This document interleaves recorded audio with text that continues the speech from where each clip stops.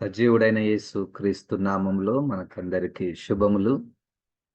దేవుడు మనల్ని ప్రేమించి నూతన దినాన్ని ఉచితంగా అనుగ్రహించి ఈ దినమున మనము ఆయన యొక్క సన్నిధి ప్రభావమును మహిమను రుచి చూచుటకు దేవుడు అవకాశాన్ని ఇచ్చాడు. ప్రభువు మనల్ని తన ఆత్మ ద్వారా నడిపించునుగాక. మనము ఒక ప్రత్యేక కార్యక్రమాన్ని కలిగి ఉన్నాము. అదేమిటంటే లెంట్ సీజన్ని మనము వాక్యానుసారంగా వాక్యమును ధ్యానం చేసుకోవడానికి ఈ యొక్క క్రమాన్ని మనం కలిగి ఉన్నాము. సిలువ శ్రమల ధ్యానములను మనం చేసుకోవడానికి దేవుడు మనకు అవకాశం ఇచ్చాడు.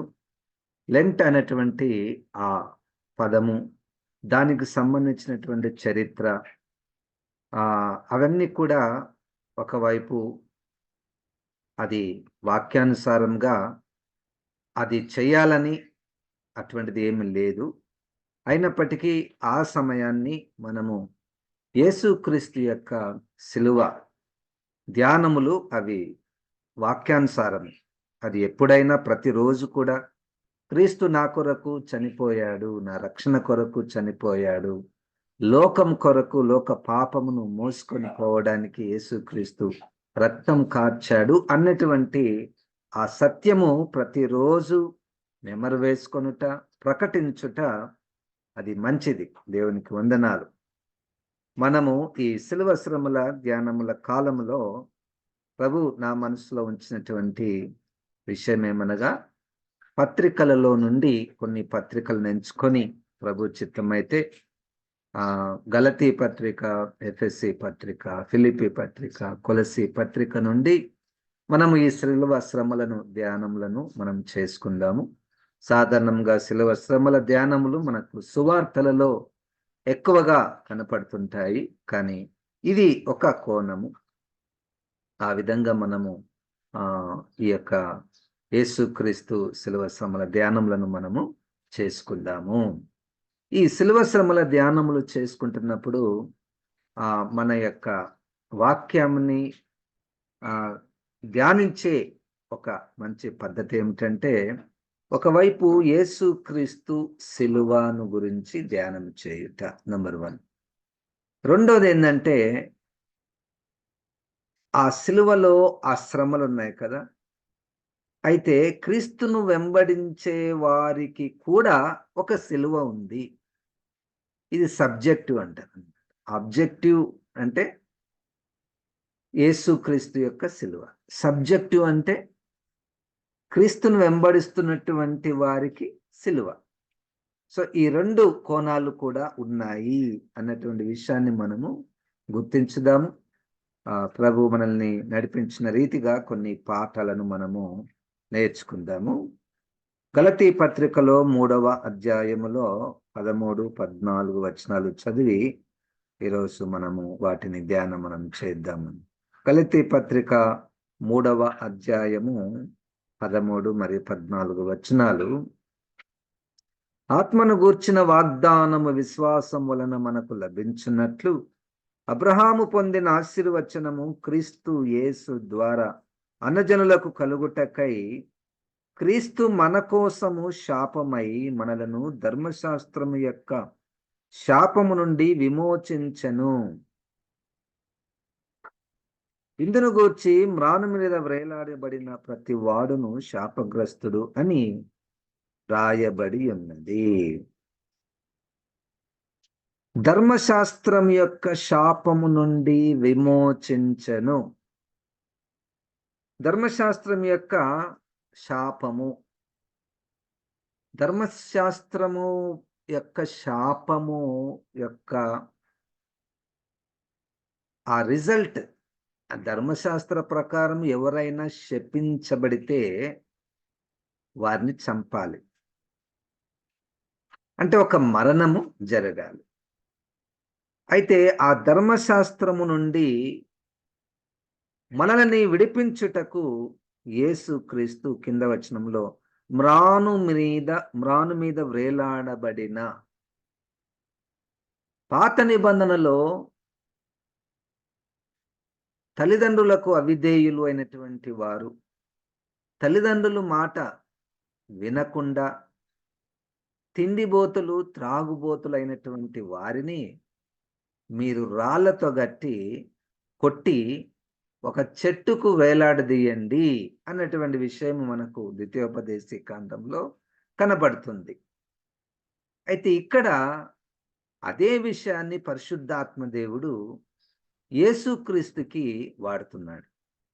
అయితే యేసుక్రీస్తుకు మ్రాను మీద వేలాడబడినటువంటి యేసుక్రీస్తుని గురించి తర్వాత మనము ఇంకొక వాక్య సందేశంలో ధ్యానం మనం చేద్దాము.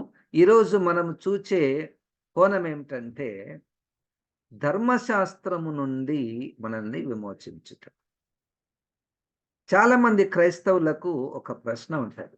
అదేమిటంటే యేసుక్రీస్తు ధర్మశాస్త్రాన్ని కొట్టివేశాడా? నెంబర్ 1. నెరవేర్చాడా? నెంబర్ 2. ఇప్పుడు సమస్య మరి కొట్టివేస్తే మనము బైబిల్లో పాత నిబంధనను మనం ఎందుకు ఇప్పటికీ కూడా కలిగి ఉన్నాము? పాత నిబంధనలో ఏవి పాటించాలి, ఏవి పాటించకూడదు అన్నటువంటి ప్రశ్న పలుమారు మనకు వ్యక్తిగతంగా మన సహవాసాలలో ఆ ప్రశ్న మనకు ఎదురవుతూ ఉంటది. ఎంతో మంది ఎన్నో రకాలుగా ఒక విషయం తీసుకొని వచ్చి ఇది ఇది బైబిల్లో ఉందంటారు.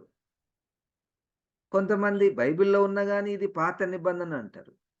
ఇంకా కొంతమంది పాత నిబంధనలు ఉన్నా కానీ ఇది కొట్టివేయబడింది అంటారు, ఇది నెరవేర్చబడింది అంటారు. మొత్తానికి ఇప్పుడు పౌలు గారు పరిశుద్ధాత్మ దేవుని ద్వారా అక్కడ గలతీలో ఉన్నటువంటి ఆ క్రైస్తవులకు ధర్మశాస్త్రము నుండి విమోచించడానికి యేసుక్రీస్తు సిలువనెక్కాడు. హల్లెలూయా. ఇప్పుడు మనకు కావాల్సినటువంటిది ఏంటంటే ఏది కొట్టివేయబడింది, ఏది నెరవేర్చబడింది, ఈ విషయాలు మనము జాగ్రత్తగా పరిశీలించాలి. గలతీ పత్రికలోనే 1వ అధ్యాయములో 13వ వచనము నుండి జాగ్రత్తగా గమనించండి. ఈరోజు 2 కోణాలు. ఏది కొట్టివేయబడింది? క్రీస్తు సిలువ ద్వారా. ఇది పాయింట్. ఏది కొట్టివేయబడింది అంటే దేంతో కొట్టివేస్తారంటే క్రీస్తు సిలువ రక్తము ద్వారా. ఒకటి కొట్టివేయబడింది, ఒకటి నెరవేర్చబడింది. 1వ అధ్యాయము 13. పూర్వమందు యూదా మతస్థుడనై ఉన్నప్పుడు నేను దేవుని సంఘమును అపరితముగా హింసించి నాశనము చేయొచ్చు. ఈ వచనములో ఏది కొట్టివేయబడిందంటే యూదా మతము. ఆ పదము మతము. పౌలు గారు అపోస్తుల కార్యంలో దీనికి వ్యతిరేక పదం వాడతాడు. మార్గము. మేము మార్గాన్ని బోధిస్తున్నాము. ఏది కొట్టివేయబడిందంటే మతము అన్నటువంటి ఆ విషయము ధర్మశాస్త్రంలో చాలా చాలా సంవత్సరాలుగా ఉన్నది. తప్పు కాదది. ఆ కాలానికి తప్పు కాదు. కానీ దేవుని ప్రణాళికల ప్రకారము ఒక కాలం వచ్చినప్పుడు అది ఉడిగిపోయింది, లేక బలహీనమైపోయింది. ఎప్పుడు ఏ కాలంలో ఇది బలహీనమైపోయింది అంటే క్రీస్తు సిలువ ద్వారా. మతము అన్నట్టు. ఆ యూదా మతములో నేను ఒకప్పుడు ఉన్నాను, ఇప్పుడు లేదు అన్నట్టు. ఎందుకు అప్పుడుంది ఇప్పుడు లేదంటే మధ్యలో ఏమొచ్చిందయ్యా అంటే క్రీస్తు సిలువ వచ్చి ఉన్నది. క్రీస్తు సిలువ రక్తం ద్వారా మతము పోతుంది. ఆ మతం ఎట్లా ఉంటది? ఇప్పుడు మనం కూడా క్రైస్తవ మతము అంటుంటారు కదా. ఇప్పుడు ఇంతకుముందు ప్రార్థనలో మనం గుర్తు చేసుకున్నాం. అస్సాం రాష్ట్రంలో ఈ క్రైస్తవులు నడిపించే స్కూల్స్లలో కానీ హాస్పిటల్స్లో కానీ ఆ అధికారులు లేకపోతే నిర్వాహకులు క్రైస్తవులకు సంబంధించినటువంటి డ్రెస్సులు వేసుకోకూడదు. క్రైస్తవులకు సంబంధించినటువంటి గుర్తులు కూడా ఉండకూడదు అన్నటువంటిది ఒక మత ఛాందసవాదులు. వాళ్ళు చాలా సీరియస్‌గా దాని గురించి ఆలోచన చేస్తున్నారు, ప్రయత్నం చేస్తున్నారు. అది ఈ డ్రెస్ కోడ్ అన్నటువంటిది ఒక మతానికి సంబంధించినటువంటిది. సరే, ఆ మతానికి సంబంధించింది అయినా గాని దానిలో తెలియకుండానే ఒక మీనింగ్ అయితే ఉంటది మళ్ళా. ఒక అర్థం ఉంటది. తెలియకుండానే సబ్‌కాన్షియస్‌లో ఆ యొక్క గుర్తుల నుంచి లేకపోతే ఆ డ్రెస్ కోడ్‌ల నుంచి మనకు తెలియకుండానే ఒక సందేశము బయటికి వెళ్తది. హల్లెలూయా!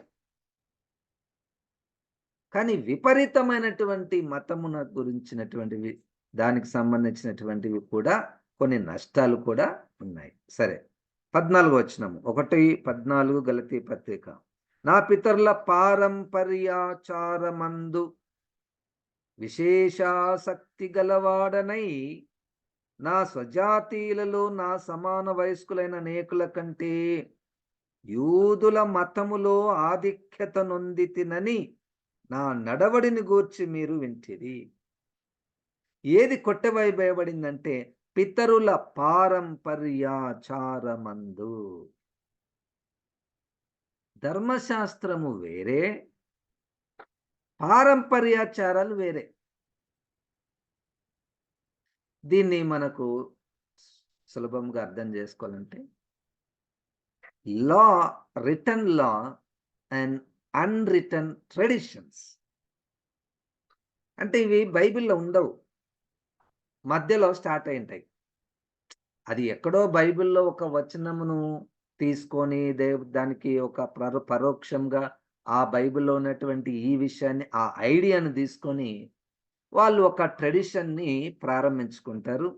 అది పితరులు ఒక తరం తర్వాత ఒకరు, ఒక తరం తర్వాత ఒకరు చేస్తూ వస్తూ ఉంటే, ఈ యూదులలో ఉన్నటువంటి వాళ్ళు కూడా మా తల్లిదండ్రులు, లేకపోతే మా తాతోళ్ళు, లేకపోతే మా మత పెద్దలు ఈ విధంగా ఆచరించేవారు అని పితరుల పారంపర్యాచారములు కూడా కొట్టివేయబడ్డాయి.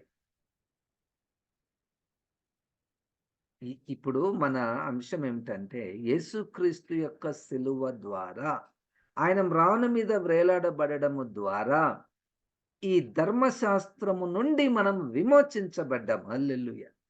మనం రక్షించబడ్డాము. హల్లెలూయా!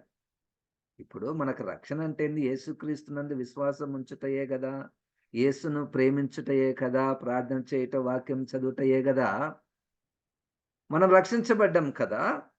అయితే ఒక పాఠం మనం నేర్చుకుందాం. ఒక్కొక్కసారి మనకు తెలియకుండానే యూదుల అన్నటువంటి పదము దగ్గర క్రైస్తవుల పితరుల పారంపర్యాచారాలను పెట్టుకొని చదివితే ఎక్కడైనా అటువంటివి మనకు కనబడి క్రీస్తుకి దగ్గరికి నేరుగా పోకుండా ఈ పారంపర్యాచారాల దగ్గరనే మనల్ని ఆపేస్తున్నాయా? పారంపర్యాచారమే మనల్ని క్రీస్తు దగ్గరికి పోకుండా, క్రీస్తు తన రక్తం ద్వారా ఇచ్చే ఉచిత విమోచన రక్షణను మనము సంపూర్తిగా అనుభవపూర్వకంగా పొందకుండా చేసేటటువంటివి పారంపర్యాచారాలు ఏవైనా ఉన్నాయా అని మనము పరీక్ష చేసుకోవాలి. ఏ ఆచారమైనా మన పితరులు, లేకపోతే మన సంఘము, లేకపోతే మన సంస్థలు, మన డినామినేషన్‌లు ఆ! చాలా కాలం నుంచి మా సంఘంలో ఇట్లా జరుగుతుంది సార్ అంటే మంచిదే. అది క్రీస్తు దగ్గరికి తీసుకొని పోయే ఆచారమేనా మనం పాటించాలి. సరే, అదొకటి. రెండవది మూడవది ఏమంటున్నాడంటే, యూదుల మతములో నా సమాన వయస్కుల కంటే నేను ఆధిక్యత నొందితిని. అంటే ఒక అతిశయము ఏంటంటే, ఒక పోటీతత్వం ఏమిటంటే, ఇతరుల కంటే నేను ఆచారాలు చాలా నిష్టగా పాటిస్తాను. వాడు ఉపవాసం ఉండడు, నేను ఉపవాసం ఉంటాను. అది పాయింట్. వాడు దశమ భాగం ఇయ్యడు, నేనైతే దేవుని కృప వలన అన్నిటిలో దశమ భాగం ఇస్తాను అన్నటువంటి స్వభావము పరిసయ్యులది. ఈయన కూడా నేను పరిసయ్యులలో ఆ అధిక వారికంటే ఎక్కువ ఉన్నటువంటి వాడనని ఈయన అనుకుంటున్నాడు. అతిశయము ధర్మశాస్త్రము వలన, ధర్మశాస్త్రమును పాటించుట వలన అతిశయము అన్నటువంటిది వస్తుంది. అది కూడా కొట్టివేయబడింది క్రీస్తు శిలువలో. ఇప్పుడు మనము కూడా ఒకవేళ ఒకవేళ మతము అన్నటువంటి ఫ్రేమ్‌వర్క్‌లో ఎవరైనా జీవిస్తూ ఉంటే, ఒకవేళ మనకు గూడా ఇతరులతో పోల్చుకొని, నేను వారికంటే చాలా ఆత్మీయంగా ఉన్నాను. ఆ!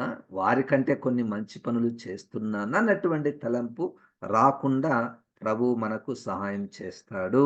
పరిశుద్ధాత్మ దేవుడు ఆ మనస్సును మనకు ఇవ్వాలని మనము కోరుకోవాలి. 15వ వచనంలో, అయినను తల్లి గర్భమందు పడినది మొదలుకొని నన్ను ప్రత్యేకపరిచి తన కృపచేత నన్ను పిలిచిన దేవుడు, నేను అన్యజనులలో తన కుమారుని ప్రకటింపవలెనని. అక్కడి నుండి దేవుడు ఆ ధర్మశాస్త్రము నుండి, ఆ పితరుల పారంపర్యాచారాల నుండి, ఆ పోటీతత్వము, అతిశయము నుండి ఈ శిలువ ద్వారా అవి నాలో కొట్టివేయబడ్డాయి అన్నది పౌలు గారి యొక్క అనుభవము, సాక్ష్యము. మనకు కూడా అటువంటి సాక్ష్యము. 2వ అధ్యాయము 18వ వచనము. 2వ అధ్యాయము గలతీ పత్రిక నుండియే మనము ధ్యానములు మనం చేసుకొనుచున్నాము. నేను పడగొట్టిన వాటిని మరలా కట్టిన ఎడల నన్ను నేనే అపరాధినిగా కనబరుచుకొందును గదా. నేను పడగొట్టిన, ఆ పదం తీసుకోండి. పడగొట్టిన, పడగొట్టిన, కొట్టివేసిన, తీసివేసిన. నేను కొట్టేశాను, పడగొట్టేశాను, తీసేశాను. ఏం తీసేశావు నువ్వు? ధర్మశాస్త్రానికి సంబంధించినటువంటివి. ఏమిటి ధర్మశాస్త్రానికి సంబంధించినటువంటివి అన్నటువంటి మాటకు, ఆ ప్రశ్నకు జవాబేమిటంటే, ధర్మశాస్త్రానికి సంబంధించినటువంటి సున్నతి గాని, ధర్మశాస్త్రానికి సంబంధించినటువంటి దేవాలయము గాని, ధర్మశాస్త్రానికి సంబంధించినటువంటి అర్పణలను గాని, బలులను గాని, పండుగలు గాని, ఇక చాలా మనము ధ్యానించబోతున్నాం ఇవన్నీ. వీటిని నేను పడగొట్టాను అని ఎవరు చెప్పి నిన్ను పడగొట్టమని? అవి చేయొద్దని నీకెవరు చెప్పారు? క్రీస్తు రక్తములో నేను కడగబడ్డాను. నేను విమోచించబడ్డాను. ఆయన శిలువ మీద వ్రేలాడబడుట ద్వారా నాలో ఈ మార్పు. హల్లెలూయా! ఇది ఇప్పుడు అందుకే నేను చెప్పాను. క్రీస్తు శిలువ దాని యొక్క ప్రభావము. మన మీద దాని యొక్క ప్రభావము ఎంత మేరకు ఉందో మనము పరిశీలిస్తున్నాము. 2వ అధ్యాయంలోనే ముందు వచనంలో 15వ వచనంలో చూద్దాము. మనము జన్మము వలన యూదులమే గాని అన్యజనులలో చేరిన పాపులము కాము. మనుష్యుడు యేసుక్రీస్తునందలి విశ్వాసము వలననే గాని ధర్మశాస్త్ర సంబంధమైన క్రియల మూలమున నీతిమంతుడుగా తీర్చబడడని ఎరిగి, మనమును ధర్మశాస్త్ర సంబంధమైన క్రియల మూలమున గాక క్రీస్తునందలి విశ్వాసం వలననే నీతిమంతులమని తీర్పు తీర్చుటకై యేసుక్రీస్తునందు విశ్వాసముంచి ఉన్నాము. ధర్మశాస్త్ర సంబంధ క్రియల మూలమున ఏ శరీరియు నీతిమంతుడని తీర్చబడడు గదా. ధర్మశాస్త్ర సంబంధమైన క్రియలు. ఎందుకు ఈ మాట చెప్పవలసి వచ్చింది అంటే, పైన కొంతమంది కలిసి భోజనం చేస్తున్నారు. అందరూ సహవాసం అయింది, ఏదో మీటింగ్ అయింది. మీటింగ్ తర్వాత భోజనాలు కలిసి చేస్తున్నారు. భోజనాలు కలిసి చేస్తుంటే ఇంకొక సంఘం నుంచి పెద్దలొచ్చారు. పెద్దలొస్తేనే ఆ వచ్చేది చూసి పేతురు గారు లేచాడు. సడెన్‌గా లేసి దూరం కూర్చొని తింటున్నాడు. అప్పుడు పౌలు గారు చూసారు. "ఏయ్! పేతురు ఇక్కడ రా. నువ్వు ఇంతవరకు అక్కడ కూర్చొని తింటున్నావు. ఎందుకు లేచినావు?" పేతురు లేచిన దానికి గల కారణం ఏంటి తెలుసా? అప్పటి వరకు ఆయన అన్యులలో నుండి రక్షించబడినటువంటి క్రైస్తవులతో కలిసి భోజనం చేస్తున్నాడు. ఈయన యూదుడే పేతురు గారు. ఈయన యూదుడు. ఈయన కూడా క్రైస్తవుడయ్యాడు. వాళ్ళన్యులు వాళ్ళు క్రైస్తవులు అయ్యారు. ఇప్పుడు అందరూ క్రైస్తవులే. కానీ ఇంకా పేతురులో ఒక చేదుంది. ఒక పులిసిన పిండి ఉంది. ఏంది? అమ్మో! ఎవరైనా నన్ను చూస్తారేమో వాళ్ళతో కలిసి భోజనం చేయుట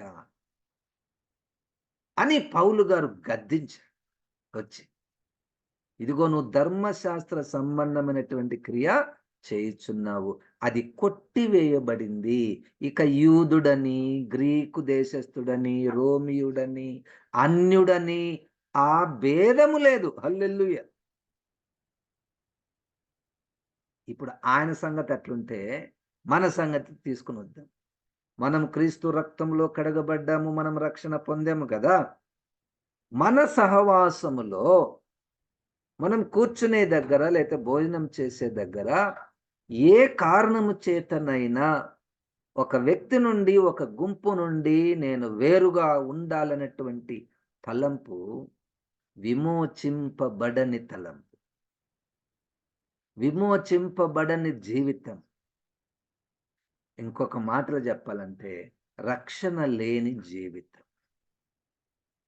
నాకు రక్షణ ఉంది అంటే అప్పుడు పౌలు గారన్నట్లు అయ్యా ఆ క్రియల వలన, ఆ ధర్మశాస్త్ర సంబంధమైనటువంటి క్రియల వలన రక్షణ మనకు రాదు. క్రీస్తునందు విశ్వాసముంచుట ద్వారా అనగా క్రీస్తు దాన్ని కొట్టివేశాడు శిలువ మీద. అటువంటి వివక్షతలను కొట్టివేశాడు. హల్లెలూయా!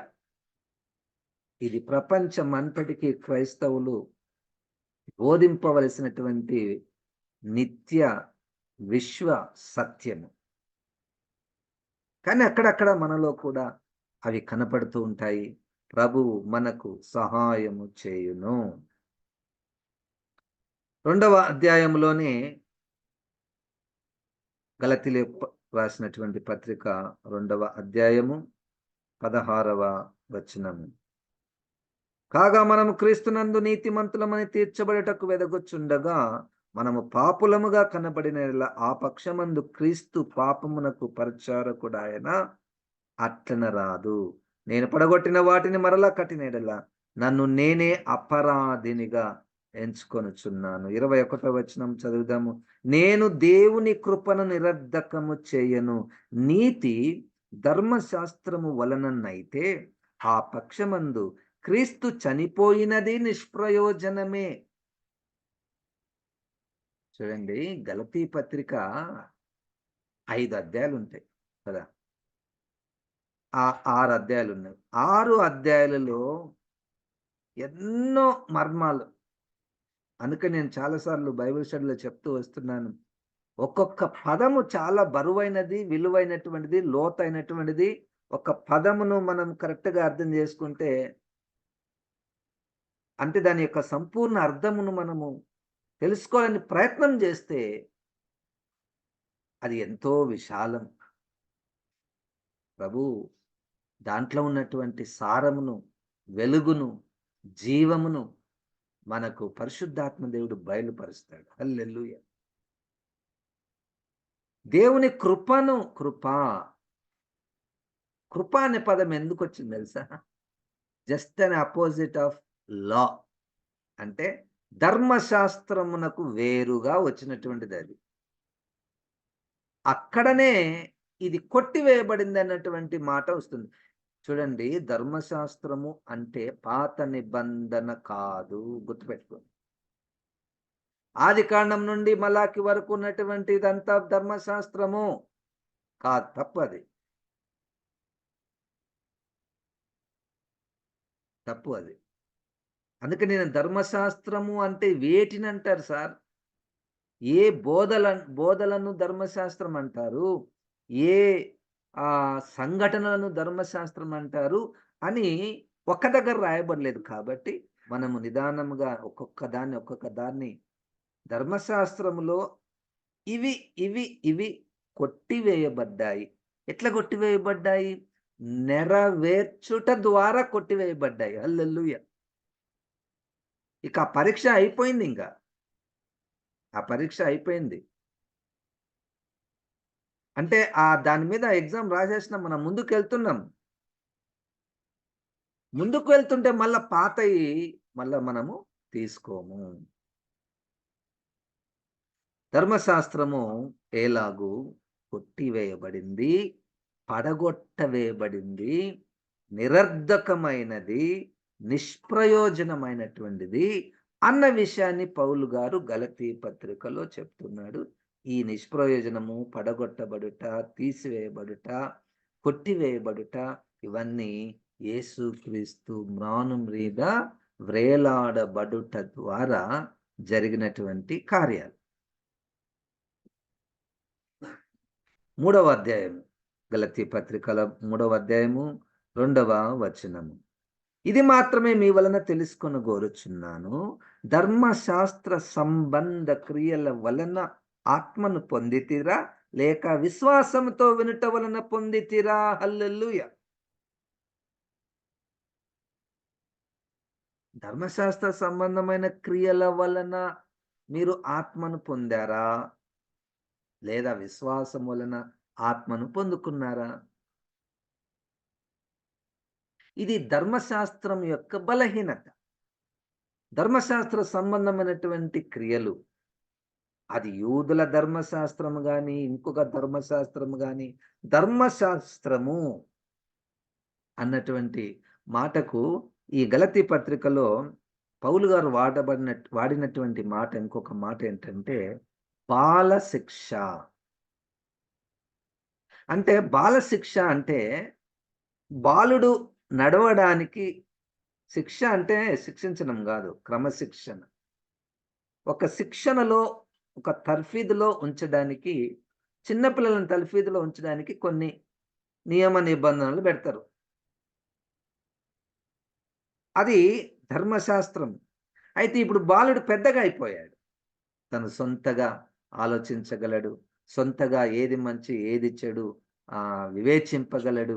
కాబట్టి దాని యొక్క ప్రభావము తగ్గిపోయింది, బలహీనమైపోయింది, కొట్టివేయబడింది, పడగొట్టవేయబడింది. ఇప్పుడు ఆత్మను పొందుకోవాలి సార్.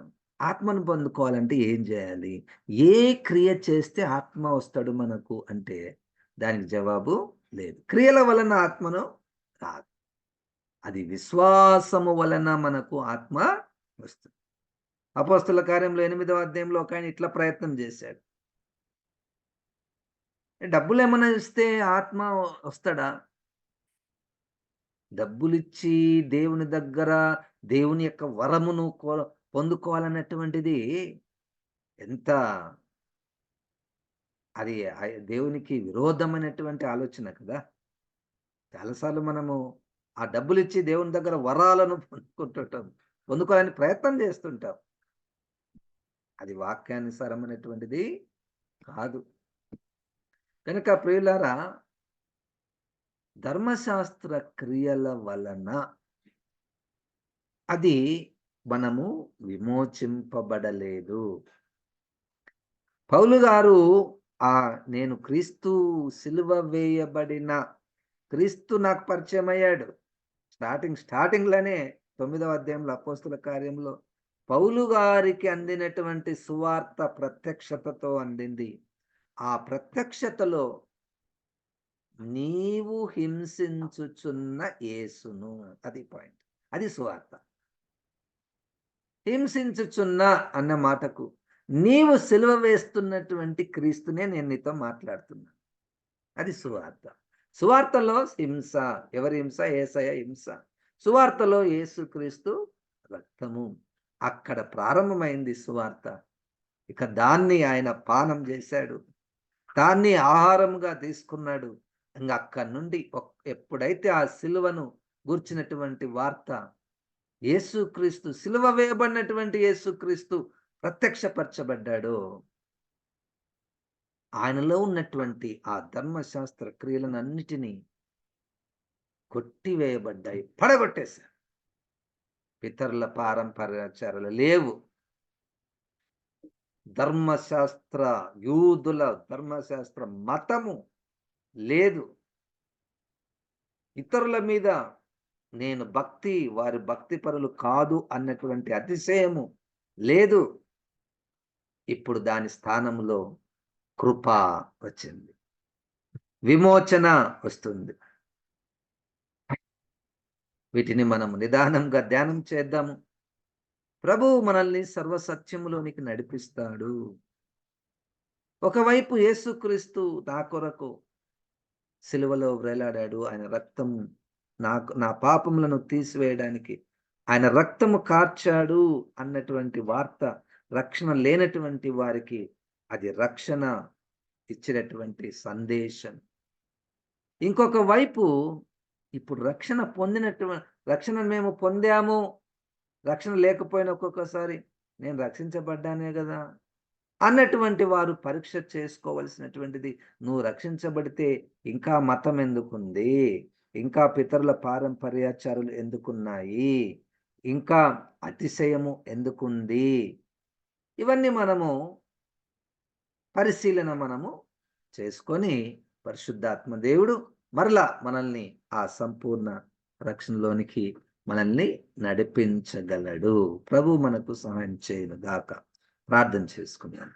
జీవం గల తండ్రి, మాకు ఇచ్చినటువంటి వాక్యమును బట్టి నీకు వందనాలు ప్రభువా. నిజంగా నాయన నీ సిలువ రక్తము ద్వారా ఏదైతే నాయన మనుషులను బంధించినటువంటి ఆ ధర్మశాస్త్రాన్ని ప్రభువా నువ్వు పడగొట్టావు, తీసివేశావు, బలహీనపరిచావు. నీకు వందనాలు. మేము సర్వసత్యములోనికి, నీ మార్గములోనికి మేము నడిపించబడుటకు సహాయం చేయమని యేసు నామమున ప్రార్థిస్తున్నాము తండ్రి. ఆమెన్. ఇప్పుడు మన పరమ తండ్రి దేవుని యొక్క ప్రేమయు, ప్రభువైన యేసుక్రీస్తు యొక్క కృపయు, పరిశుద్ధాత్మ దేవుని యొక్క సహవాసం మనకందరికీ సదాకాలము తోడై ఉండును గాక. ఆమెన్. ఆమెన్. దేవునికి వందనాలు. దేవుడు మనల్ని దీవించును గాక.